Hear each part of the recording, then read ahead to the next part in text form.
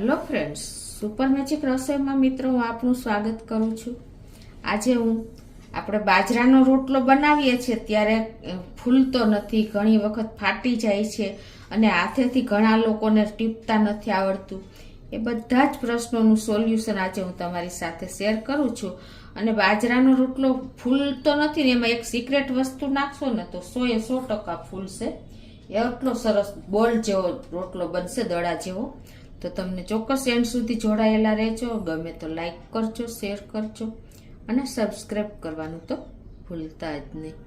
મિત્રો, બાજુમાં રહેલું બેલ આઇકનને પણ પ્રેસ કરજો જેથી કરીને લેટેસ્ટ વિડીયોની માહિતી તમને મળતી રહે. તો પહેલાં તો આપણે રોટલો બનાવવાનો છે, એટલે હંમેશા તાવડીનો રોટલો બનાવવાનો. માટીની તાવડી હોય ને એમાં. અને ક્યારે લોઢીમાં રોટલો નહીં બનાવવાનો. એનું કારણ એ છે કે લોઢીનો રોટલો છે ને આપણે આંખ માટે પણ નથી સારો અને બનશે પણ નહીં સારો. તો પહેલાં આપણે આ લોટ બાજરાનો લોટ મેં લીધો છે, એક રોટલાનો એટલે કે અડધા કપ જેવો એ લઈ લેશું. અને એમાં ટેસ્ટ એકોર્ડિંગ 1/4 ટીસ્પૂન જેવું મીઠું નાખી દેશું. જો તમે ન નાખતા હો તો સ્કીપ પણ કરી શકો છો. અને આમાં તમે ઘીનું મોણ પણ નાખવું હોય ને તો આપી શકો છો, તો પણ સરસ બિસ્કિટ જેવો રોટલો થશે. અત્યારે હું સિમ્પલ જ તમને બતાવું છું. અને હવે એમાં આપણે થોડું થોડું પાણી આ રીતે એડ કરતું જવાનું છે, કેમ કે બાજરાનો લોટ છે. જો વધારે પાણી પડી જશે ને તો તમે ટીપી નહીં શકો અને રોટલો તમે હાથેથી થાશે પણ નહીં. એટલે આ રીતે થોડું થોડું પાણી એડ કરીને અને આપણે બાજરાના લોટને ભેગો કરી લેશું.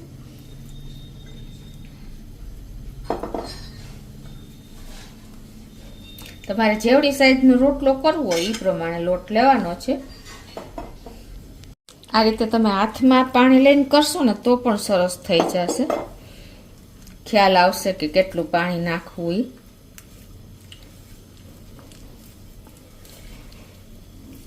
મેઇન મિત્રો, બાજરાનો રોટલો બનાવો ને ત્યારે ખાસ એને ટીપવાનો હોય છે, તો જ તમે રોટલો બનાવી શકશો. જો ટીપા વગર રોટલો બનશે જ નહીં.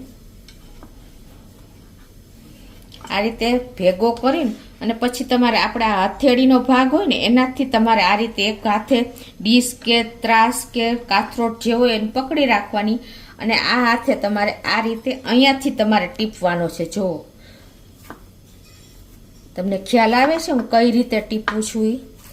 આ હથેળીનો ભાગ આપણી પ્લમ્સ ઉપર હોય ને એનાથી પામથી આપણે આ રીતે કરવાનો છે. એટલે કે આપણે હથેળીનો જે ઉપસેલો ભાગ હોય ને એનાથી આ રીતે તમે ઇઝીલી 1-2 મિનિટ ટીપશો ને એટલે સરસ તમારો રોટલો બનશે. આ રીતે જો કઠણ લોટ હોય ને તો તમારે થોડુંક પાણી આંગળીથી નાખી અને ટીપતું જવાનું છે. 1-2 મિનિટ તમે આ રીતે ટીપશો ને એટલે સરસ તમારો લોટ કૂણવાઈ જશે, એટલે કે એકદમ તૈયાર થઈ જશે. પછી તમારે જો આ રીતે પ્લેટ કે ત્રાસમાં આ રીતે તમારે એને રાઉન્ડ રાઉન્ડ કરી લેવાનો છે. પાણીવાળો હાથ જ તમારે જરૂર પડે તો કરવાનો, નહીં તો ઇઝીલી આ રીતે પણ થઈ જશે. જો છે ને આવો સરસ તમારો લોટ ટીપશો ને એટલે તૈયાર થઈ જશે. પછી તમારે 2 હાથ થોડા થોડા પાણીવાળા કરી લેવાના અને હાથેથી તમારે આ રીતે એને લુઓ એટલે કે આવો ગોળ બોલ બનાવી લેવાનો છે. સમજાઈ ગયું? આ જે બિગનર્સ છે ને એના માટે હું શીખવાડું છું. પછી તમારે જે આપણી હથેળી હોય ને એનાથી તમારે આ રીતે એક જમણા હાથથી તમે જે હાથેથી ફાવતું એ હાથેથી તમારે આ રીતે રોટલાને રાઉન્ડ કરી લેવાનો છે. મિત્રો, જો આમ આંગળીથી તો ન ફાવતું હોય ઘણાને, પણ તમે આ રીતે કરશો ને હથેળીથી આ એક હાથમાં રોટલાનો પિંડો રાખીને આ રીતે હથેળીએથી કરી લેવાનું. એટલે આટલો તમે કરશો ને પછી તમારે બોર્ડર ઉપર પાણી લગાવી દેવાનું સહેજ. પછી તમારે આ 2 હથેળી વચ્ચારે રોટલાને પહેલા બોર્ડર ઉપરથી પતલો કરતો જવાનો છે અને 2 હાથે આ રીતે ટીપતો જવાનો છે. આ હાથેથી અને આ હાથેથી આ બોર્ડર હોય ને એને પહેલા પતલી કરી લેવાની. જો પછી તમને વચ્ચે વાંધો નહીં આવે. પહેલા બોર્ડર તમે એકદમ પતલી કરશો ને તો તમને ઇઝીલી ફાવશે. પછી તમારે આંગળાથી જ પણ કરતું જવાનું હારોહાર. જો હવે મેં હથેળીથી પતલો કરી લીધો છે. હવે પાછું તમને જરૂર લાગે ને તો બોર્ડર ઉપર આ રીતે પાણી ફેરવી દેવાનું એટલે તમારે રોટલો ક્યારેય ફાટશે નહીં અને એકદમ રોટલી જેવો સરસ પાતળો રોટલો તમે કરી શકશો. હવે જો હું આંગળા ઉપર આવી છું. આ રીતે તમારે આંગળાથી રોટલાને બે હાથના આંગળાથી આ રીતે ટીપતો જવાનો છે. તમને હળવે હળવે ફાવે. બિગનર્સ હશે ને એને થોડુંક કેર કરવું પડશે. આ હાથમાંથી આ હાથમાં ધીમે ધીમે તમારે ટીપતો જવાનો છે. તમે જેવડો રોટલો કરવો હોય ને એવડો કરી શકશો. પછી તમારે વચ્ચે જાડો લાગે તો વચ્ચેની પ્લમ હથેળીએથી આ રીતે કરતો જવાનો છે. જુઓ મિત્રો, હવે આપણે જે બિગનર્સ હશે ને એને ફાવશે નહીં. એટલે બે હાથે આ રીતે તમારે તાવડીમાં નાખી દેવાનું. કેમ કે તમે ડાયરેક્ટ આમ નાખશો ને તો રોટલામાં ભમરો પડશે. એટલે જે બિગનર્સ છે એના માટે હું કહું છું કે તમારે બે હાથે જ તાવડી ઉપર આવી રીતે સુવડાવી દેવાનો રોટલાને. અને હવે ગેસની ફ્લેમ સ્લો ટુ મીડિયમ આપણે રાખી છે અત્યારે. પહેલાં ફૂલ ફ્લેમે તાવડી તપાવી લેવાની, પછી રોટલો નાખો ને ત્યારે સ્લો ટુ મીડિયમ ફ્લેમ કરી નાખવાની. અને એકાદ મિનિટ પછી તમારે 1 મિનિટ પણ નહીં થાય, અડધી મિનિટમાં જ તમારે ચેક કરી લેવાનું. કેમ કે ઓલરેડી આપણી તાવડી તપેલી છે. જો મિત્રો તમે તાવડી નહીં તપાવી હોય ને ફૂલ ફ્લેમે, તમારી તાવડી સેજ ઓછી તપેલી હશે ને તો પણ તમારો રોટલો ફેરવી નહીં શકો. ખાસ નોટ કરજો. તો જો હવે અડધી મિનિટ હજી નથી થઈ તો આપણે સેજ તાવડી તપેલી હતી એટલે જોઈ લઈએ. આ રીતે તમને તાવીથો કે ચીપીઓ જે ફાવે ને એનાથી તમારે બધી સાઈડથી રોટલો આ રીતે કરી લેવાનો. હજી થોડીક વાર છે. તો જો અડધી મિનિટ જેવું થયું છે. અને હવે શું છે મેઇન મિત્રો, ઘણાને રોટલો ફાટી જાય છે. એનું કારણ શું છે ખબર છે તમને? આ ઉપર રોટલો કોરો થઈ જાય ને તો તમારે ફાટે નહીં ને એના માટે તમારે આ રીતે પાણી લગાવી દેવાનું. એટલે તમારો રોટલો જો સાવ કોરો થઈ ગયો હોય તોની વાત છે, નહીતર કાંઈ લગાવવાની જરૂર નહીં પડે. આ રીતે તમે પાણી લગાવી દેશો ને એટલે તમારો રોટલો એક સાઈડ ફાટી જતો હશે ને ફાટશે નહીં. હવે જો અડધી મિનિટ થઈ ગઈ છે અને આપણે રોટલાને પણ આ રીતે ફરતેથી તાવીથાથી પહેલાં ખોલી લેવાનું અને પછી તમારે આ રીતે એને ઉઠલાવી અને પછી આમ હાથ મારી દેવાનું.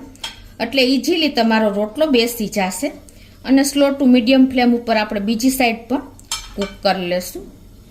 1 થી 2 મિનિટ થઈ છે અને જો આપણે પાછળની સાઈડ પણ કૂક થઈ ગયો છે. આ રીતે તમે જોશો એટલે તમારી ગેસની ફ્લેમ ઉપર ડિપેન્ડ હોય છે કે વધારે ગેસ ઘણી વખત જુદો જુદો બધાને હોય છે. તો હવે એને આપણે આ રીતે ટર્ન કરી લેશું. અને હવે મિત્રો ફૂલાવા માટે આપણે શું કરવાનું ખબર છે કે તાવડીમાં આ રીતે તમારે ખાલી પાણીવાળા આંગળા કરવાના છે. આ રીતે તમારે એને કરવાનું છે. આંગળા અડાડશો ને પાણીવાળા એટલે તમારો રોટલો ફૂલશે. આ એક તમને સિક્રેટ ટિપ્સ જ બતાવું છું. આ રીતે તમારે રોટલાને ફૂલાવાનો છે. વચ્ચે તમારે ખાલી આંગળા જ પાણીવાળા જ અડાડશો. જો મિત્રો આપણે પાણી લગાવ્યું છે આ એટલે રોટલો એકદમ સરસ જો ફૂલી ગયો છે. તમને ખ્યાલ આવી જાય છે. જો હવે એને આપણે થોડોક કૂક થવા દેશું. આ રીતે તમારે પાણી લગાવી દેવાનું એટલે એકદમ બોલ જેવો રોટલો તમારો તૈયાર થશે. જો મિત્રો આપણો રોટલો તમને બતાવી પણ દો, એકદમ બોલ જેવો થયો છે. તમને ખ્યાલ આવી જાય છે. જો છે ને મિત્રો એકદમ બોલ બનીને તૈયાર થઈ ગયો છે. તો આ રીતે તમે આંગળા પાણીવાળા કરીને ઉપર બીજી સાઈડ તમે કરશો ને એટલે ઓટોમેટિક તમારો રોટલો નહીં ફૂલતો હોય ને તો પણ ફૂલશે. જો આ રીતે આપણો આખો રોટલો ફૂલી ગયો છે ને મિત્રો, પોકેટ બની ગયું છે. હવે એને આપણે ઘી લગાવી લેશું. મિત્રો મેં આજે તમને પરફેક્ટ બાજરાનો રોટલો કઈ રીતે હાથેથી ટીપવો, કેવી રીતે ફૂલાવવો અને ફાટે તો કઈ રીતે તમારે એ પ્રોસિજર કરવી ને બધી ટિપ્સ મેં તમને શેર કરી છે. તો ચોક્કસ તમે આ જે બિગનર્સ છે જેને રોટલા બનાવતા નથી આવડતા એ ટ્રાય કરજો. અને તમને ગમે તો લાઈક કરજો, શેર કરજો અને સબસ્ક્રાઈબ કરવાનું તો ભૂલતા જ નહીં.